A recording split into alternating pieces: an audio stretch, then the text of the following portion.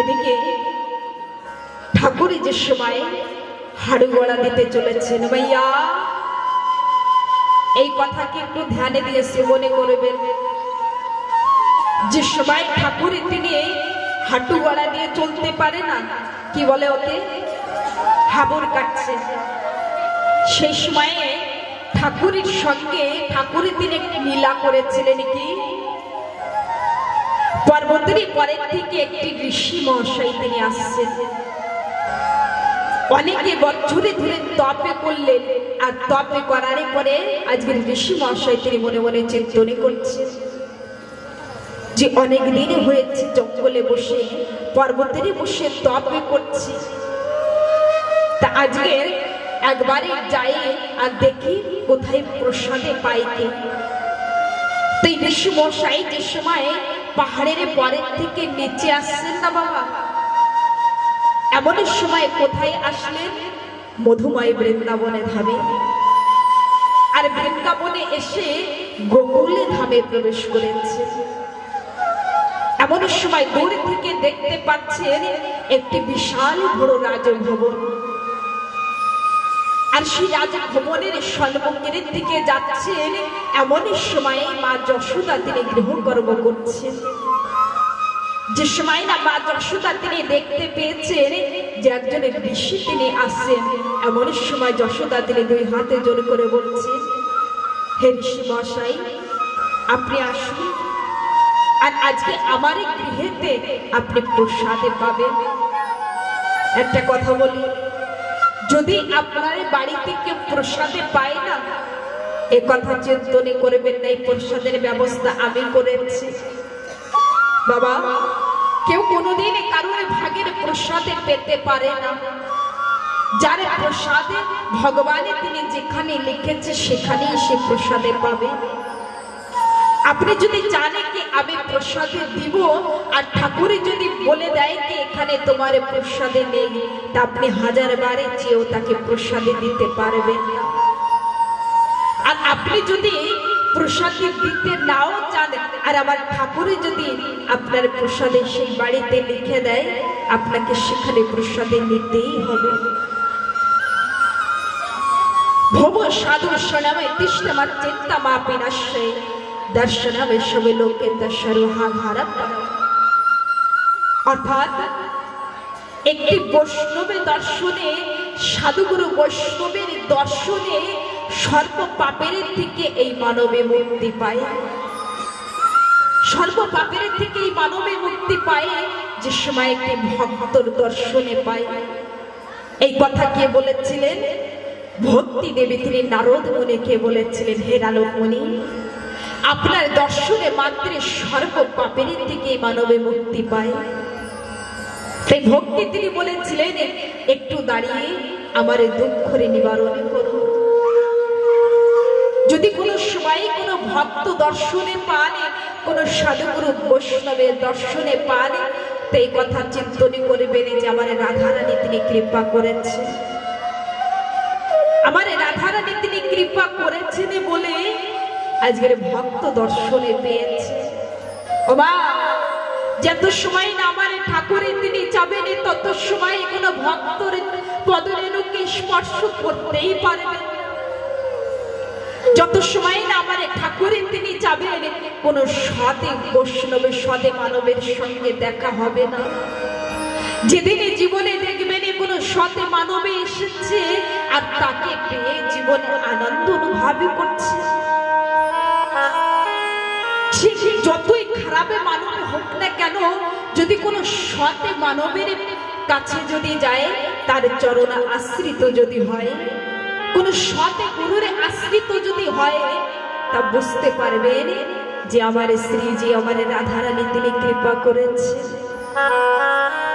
গুরুর সতে গুরু যদি জীবনে আসে, তা বুঝে নেবেন যে আমার এই জীবনে পরিবর্তন এসেছে।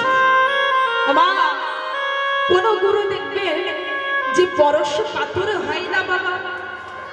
পরশ পাথরে একটি লোহা যদি একটি গোবরের ভিতরে থাকে, সেই লোহাকে বের করে রেখে দেবেন, আর একটা পরশ পাথর পাথরকে যে সময় ওই গোবরের পরে যে লোহা ছিল তার পরে যদি স্পর্শ করে দেন কি হয়ে যাবে?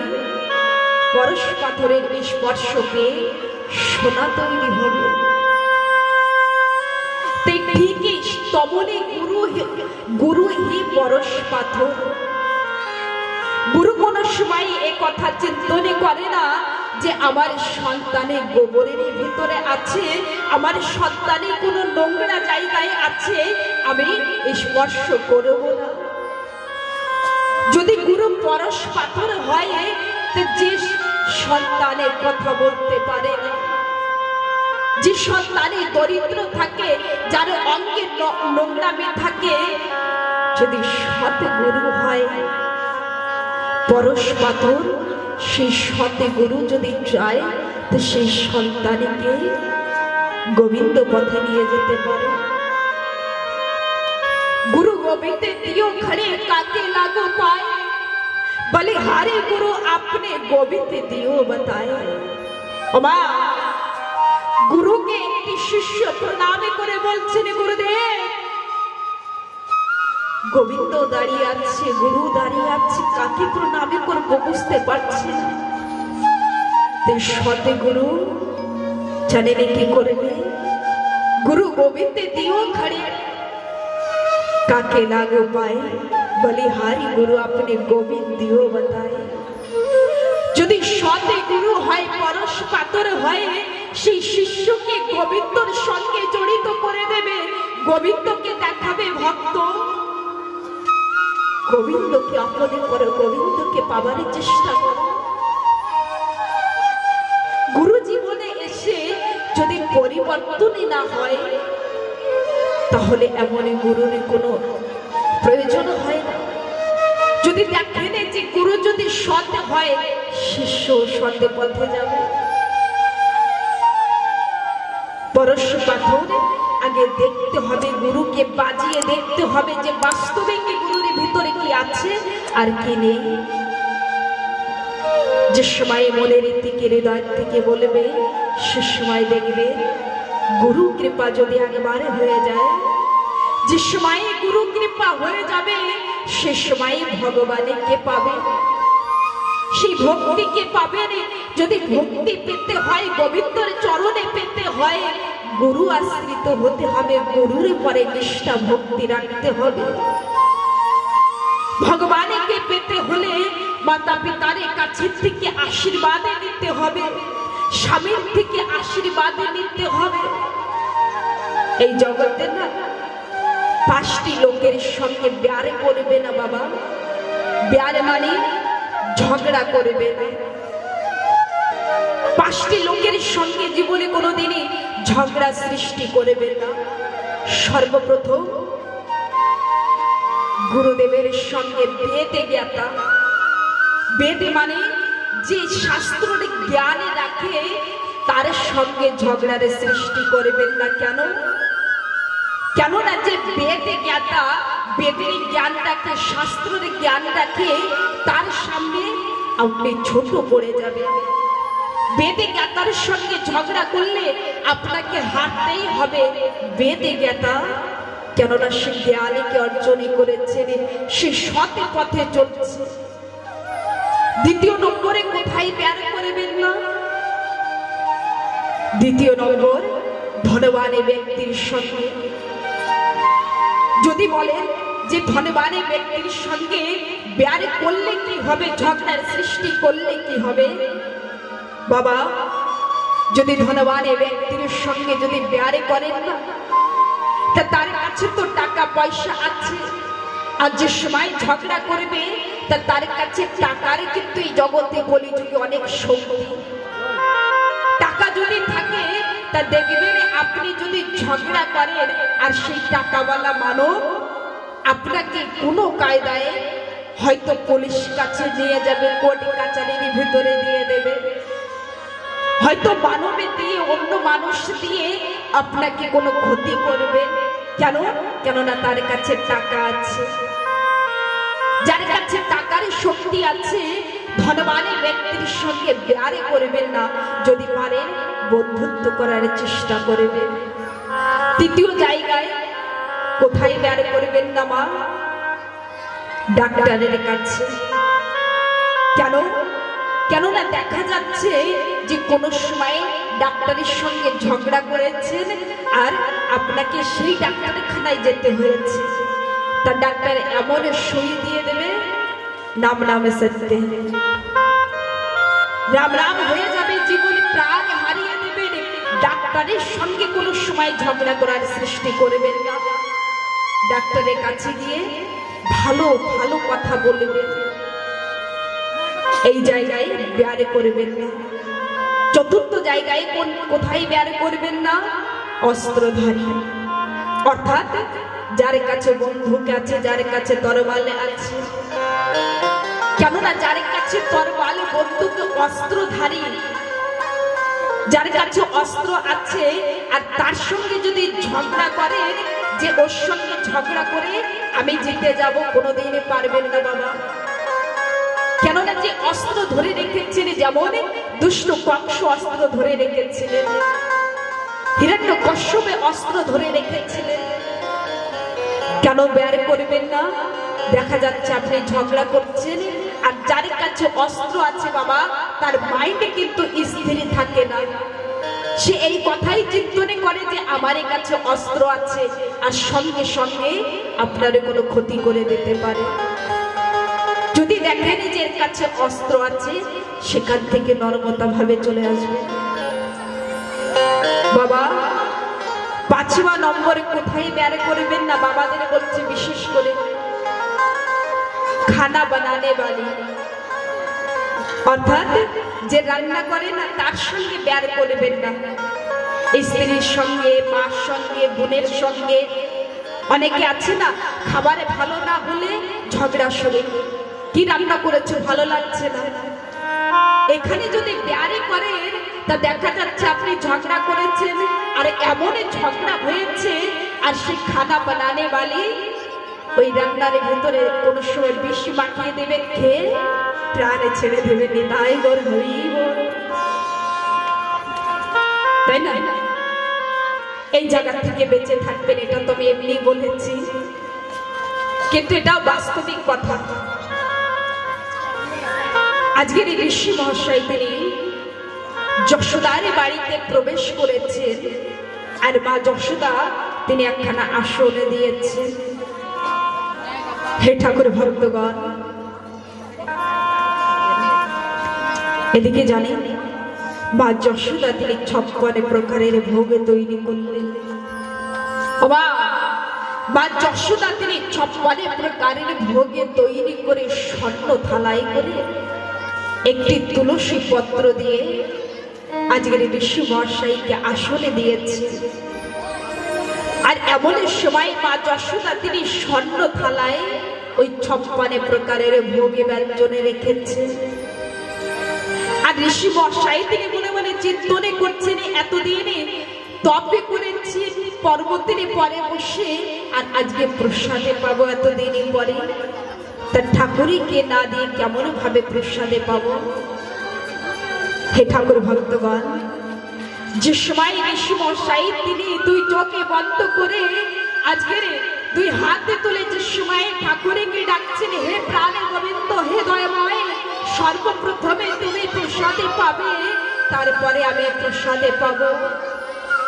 ধ্যানে দেবেন কথার দিকে।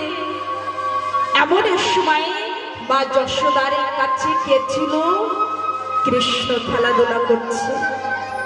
আর যে সময় না ঋষি মশাই তিনি ডেকেছেন, হে গোবিন্দ, সর্বপ্রথমে তুমি প্রসাদে পাবে, তারপরে আমি পাবো। এমন সময় ধ্যানে ডাকছেন, সর্বকে প্রসাদে আছে, আর আমার ঠাকুরের তিনি হাঁটু ধরা দিয়ে আজকের আমার ঠাকুরের তিনি এসে হাত ধরে দিয়েছেন ঋষি মশাইয়ের থালায়। আর এই প্রসাদে কে পাচ্ছেন? ঋষি মশাই তিনি যে সময় চোখে মিলিয়ে দেখেছেন যে যশোদার সন্তানে কৃষ্ণ প্রসাদে পাচ্ছে। এমন সময় বলছেন, ও যশোদা, দেখো দেখো তোমার সন্তানে আমার প্রসাদকে নষ্ট করেছে। আর মা যশোদা না দুই হাতে জোরে করে বলছেন, ঋষি মশাই, আমার সন্তানের ছোট তো কিছুই বোঝে না, আমি আপনার জন্য আবার একটি থালায় আমি আমি আপনার জন্য আবারই নিয়ে আসছি, আপনি একটু অপেক্ষা করেন। বাবা অল্প সময় একটু বসে যেতে হবে, আবার পরে করবেন, একটু সময়। এমন সময় জানি না মা, ঋষি মশাইকে মা যশোদা তিনি একটি থালায় করে আবার সুন্দর গুছিয়ে ঋষি মশাইয়ের সম্মুখে প্রসাদের থালা দিয়েছে। এমন সময়ে ঋষি মশাই তিনি আবার চোখে বন্ধ করে দুই হাত উঁচু করে, হে গোবিন্দ, হে দয়াময়, সর্বপ্রথমে তুমি প্রসাদে পাবে, তারপরে আমি প্রসাদে পাবো।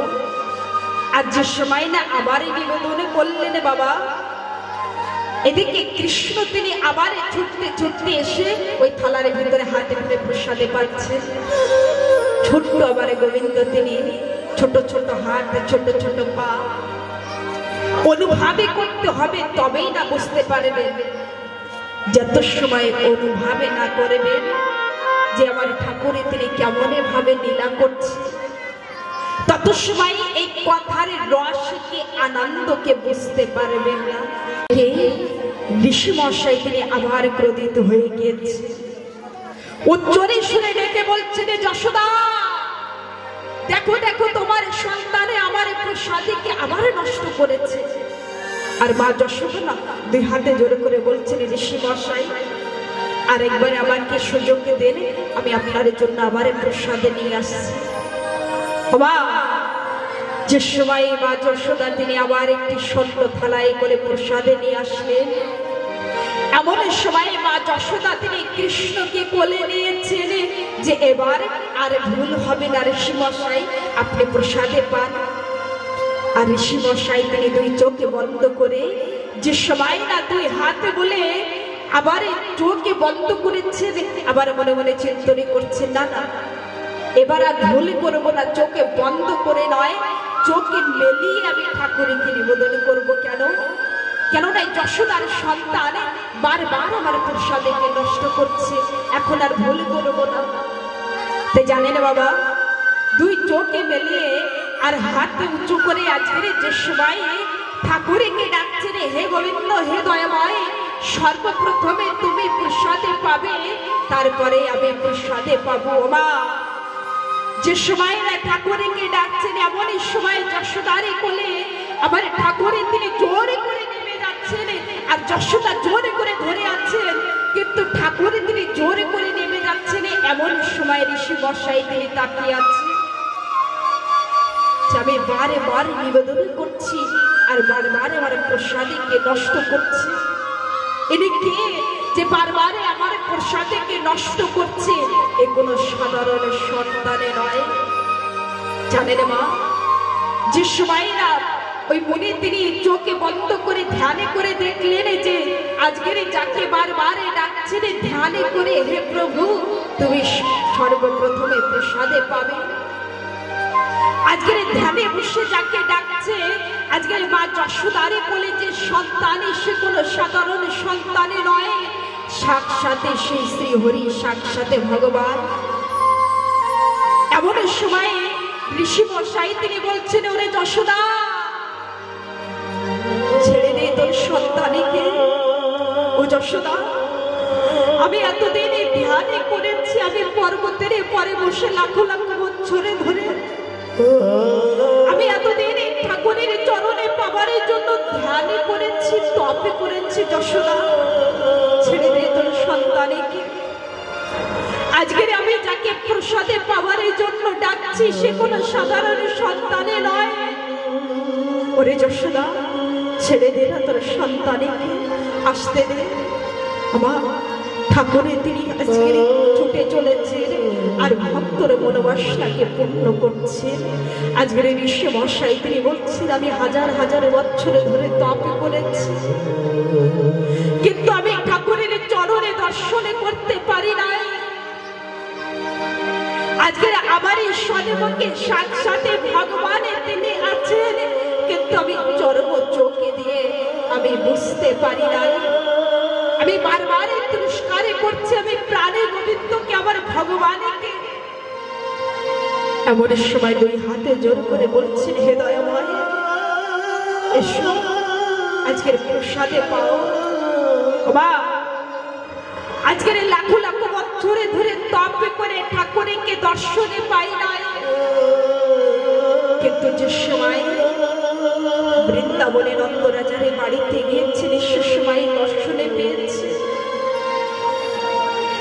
যে সময় বৃন্দাবনে যাবেন দেখবেন আপনি যদি বাঁকে বিহারী মন্দিরে যদি বুঝতে না পারেন, চিনতে না পারেন, আমার ঠাকুরে তিনি কি করেন জানেন? আমার ঠাকুরে তিনি লীলা করেন ভক্তর সঙ্গে, ছদ্ম বেশ ধারণে করে ছোট্ট বালকের রূপে ধারণে করে আসে, আর সেই ভক্তর হাতে ধরে সেই মন্দিরে নিয়ে যায়। এখানে মন্দির আছে,